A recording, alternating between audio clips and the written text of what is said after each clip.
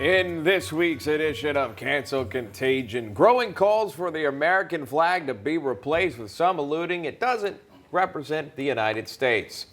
Dr. Keith Ablow from the Ablow Center joins us now to break it down. Good to see you. Thanks so much for coming back. Here, a lot to talk about, so let's dive in. Grammy winner, singer, songwriter Macy Gray facing intense backlash after she called for a new American flag. And this all started after Gray penned this op-ed ahead of Juneteenth, where she said, quote, "The American flag has been hijacked as code for a specific belief. God bless those believers. They can have it. Like the Confederate, it is tattered, dated, divisive, and incorrect. It no longer represents democracy and freedom. It no longer represents all of us. It's not fair to be forced to honor it. It's time for a new flag." And we've also seen some extreme statements from Olympic BMX transgender athlete Chelsea Wolfe. In a deleted Facebook post, this athlete said she stated, quote, "My goal is to win the Olympics so I can burn a U.S. flag on the podium." Again, that would happen at the Olympics. Why are we seeing this unpatriotic trend lately?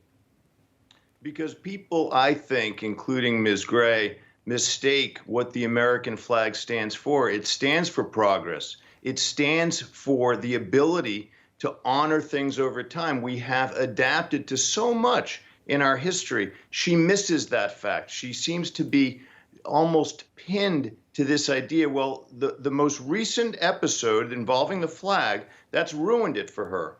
Well, she may want to not use dollars anymore. Dollars were used for drug trade at times. It was used by people who owned slaves. They used dollars. Should we stop using the dollar? Should we get rid of the name gray?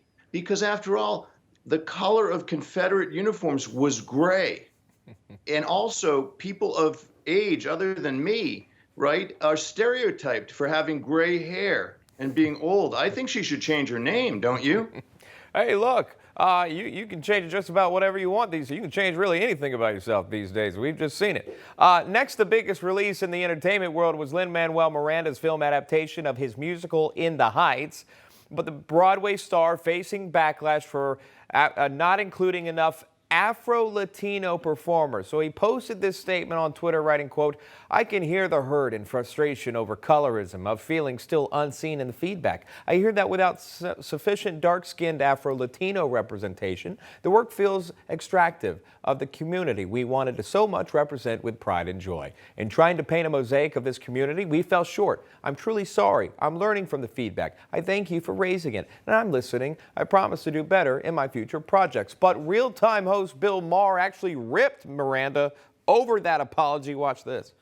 Stop the apologizing. You're the guy who made the founding fathers black and Hispanic. I don't think you have to apologize to Twitter. For sake.